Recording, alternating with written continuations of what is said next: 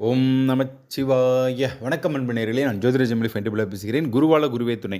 மே மாத ராசி பலன் சிம்மராசி அன்பர்களுக்கு எப்படிப்பட்ட பலன் கிடைக்க உள்ளது என்பதை பற்றி நம்ம விரிவாக பார்க்கலாம். சிங்கம் என்ற கம்பீரம் கொண்டவரும் மற்றவர்கள் உதாரணமாக வாழக்கூடியவருமான சிம்மராசி அன்பர்களே, இம்மாதம் உங்கள் ராசி அதிபதி சூரிய பகவான் உச்சம் பெற்றிருப்பதால் மிக சிறந்த யோகத்தை அளிப்பார். மாத துவக்கம் முதலே பார்த்தீங்கன்னா அதிர்ஷ்டமான செய்திகள் உங்களுக்கு நிச்சயம் வரக்கூடுங்க. பணப்பற்றாக்குறை பிரச்சனைகள் தீரக்கூடும். உங்களுடைய உடல்நிலை ஆரோக்கியம் சீராகவே இருக்கக்கூடுங்க. சந்திராஷ்டம நாட்கள், முதல்ல சந்திராஷ்டமன்றது பார்த்தீங்கன்னா கண்டிப்பாக அந்த நாட்களில் உங்களுக்கு டென்ஷன் அதிகமாக இருக்கக்கூடும். பிரச்சனைகள் தேடி வரக்கூடும். அந்த மன அமைதி இல்லாமல் இருக்கக்கூடும். அதனால் இந்த சந்திராஷ்டமம் வரும்போது முன் ஜாக்கிரதையோடு நீங்கள் இருக்கணும். இந்த மாதம் உங்களுக்கு சந்திராஷ்டமம் 4/5/2024 மாலை 3 மணி முதல் 6/5/2024 மாலை 4:40 மணி வரை. கிட்டத்தட்ட 2.5 நாட்கள் முழுமையாக சந்திராஷ்டம் இருப்பதால் எதிலும் கவனத்துடன் நீங்கள் செயல்பட வேண்டும். வேலை செய்யும் இடம், குடும்பம், காதலர்கள் இவங்ககிட்டலாம் வாக்குவாதம் செய்யாமல் இருந்தாலே நல்லாவே இருப்பீங்க. வண்டி வாகனம் ஓட்டும்போது மிகுந்த கவனம் உங்களுக்கு தேவைப்படக்கூடும். விநாயகப் பெருமானுக்கு அருகம்புல் மல்லிப்பூவையும் சாற்றி விட்டு வெளியே நீங்கள் செல்லலாம். காரிய தடை நிச்சயமாக விலகக்கூடும். வேலை மற்றும் தொழில் பொறுத்தவரையில் பார்த்தீங்கன்னா நம்பிக்கை நிறைந்த மாதமாகவே இருக்கக்கூடும். 10ஆம் இடத்தின் அதிபதியை வைத்து சொல்லக்கூடியது கௌரவம், புகழ், ஜீவனம் எல்லாமே இந்த 10ஆம் இடம் தாங்க. இந்த ரிஷப சுக்கிரன் தான் உங்களுக்கு 10ஆம் இடத்து அதிபதி. அவர் 9ஆம் மனையில் அமர்ந்து பாக்கிய வழியில் பணத்தை கொடுப்பாருங்க. புத்தி சாதுரியமும் அறிவுத்திறனும் அதிகரிக்கக்கூடும். தொழில் விரிவடையும். தடுமாற்றம் இல்லாமல் தனவரவு தாராளமாக வரும் மாதமாக இருக்குங்க. உழவு தொழில் முதல் உணவு தொழில் செய்பவர்கள் வரைக்குமே பார்த்தீங்கன்னா உங்களுடைய வியாபாரம் சூடுபிடிக்கும் மாதமாக இருக்கக்கூடும். புதிய வேலைவாய்ப்பு விஷயங்களை பொறுத்த வரைக்கும் சாதகமான நிலைமை உண்டுங்க. 10ல் குரு பகவான் இருக்க 6ஆம் வீட்டை அவர் பார்க்க அடிமை வேலை, அதாவது ஒரு இடத்தில் சென்று வேலை செய்வதை குறிக்கக்கூடியதே 6ஆம் இடம் தாங்க. உங்கள் ராசிக்கு 6ஆம் இடம் பார்த்தீங்கன்னா நிச்சயமாகவே எதிர்பார்த்த நிறுவனத்தில் உயர்ந்த சம்பளத்துடன் வேலை கிடைக்க பெறுவீங்க. உற்சாகத்துடன் புதிய களம் காண்பீர்கள். கம்ப்யூட்டர் முதல் கவர்மெண்ட் வேலை வரைக்கும் அத்தனை பேருக்குமே பார்த்தீங்கன்னா நல்லதொரு மாற்றங்களை தரக்கூடிய மாதமாகவே இருக்கக்கூடும். வெளிநாட்டு வேலையை பொறுத்த வரைக்கும் பார்த்தீங்கன்னா 12ஆம் இடம் உங்களுக்கு மிகச்சிறந்த அந்த யோகத்தை குறிக்கக்கூடியது. 8ஆம் இடம் 12ஆம் இடம் தாங்க. மறைந்து வாழக்கூடிய சூழ்நிலை, அயன சயன சுகஸ்தானம் எல்லாமே இந்த 12/8 தாங்க இருக்குது. உங்களுடைய 12ஆம் இடத்து அதிபதி யாருங்கன்னா கடக சந்திரன்.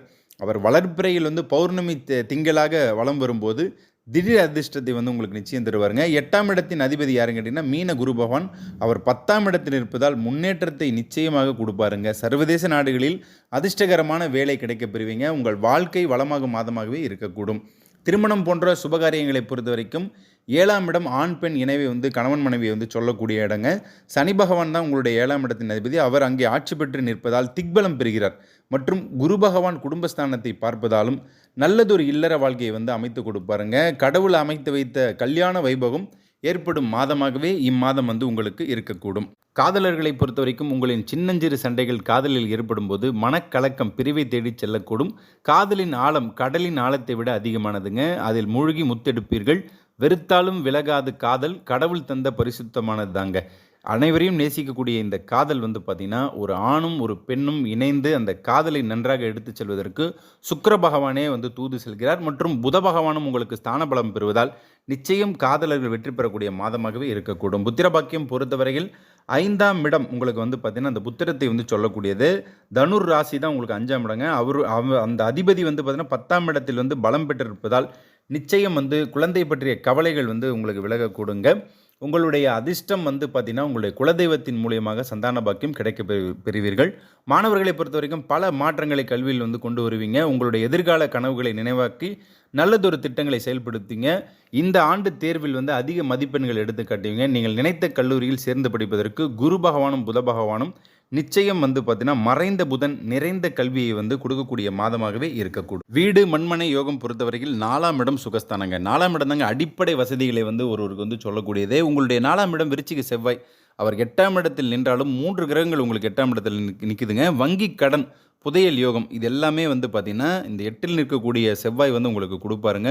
மேலும் பார்த்திங்கன்னா சுக்கிரன் சூரியனுடன் பலமாகி 9ஆம் மனையில் நிற்க அடுக்குமாடி குடியிருப்பு, ஆடம்பரமான ஒரு வாகனம் போன்றவை நிச்சயமாக வாங்கி மகிழ்வுங்க.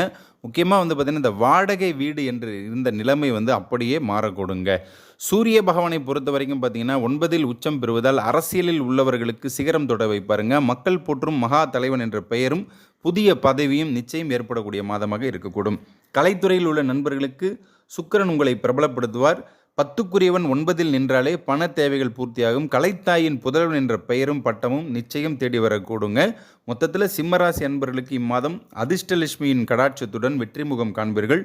பொது வழிபாடு தினமும் சிவபூஜை செய்து வாருங்கள். முக்கியமாக ஞாயிற்றுக்கிழமை உங்கள் ராசிநாதன் உரியவன் சூரியன் உச்சமாக இருப்பதால் நிச்சயம் ஞாயிற்றுக்கிழமை தோறும் காலை வேளையில் 6 மணிலேருந்து 7 மணிக்குள்ள சிவபூஜை செய்து வாருங்கள். ஏகவில்வம் சிவார்ப்பணம் என்ற மந்திரத்தை சொல்லி வாருங்கள்.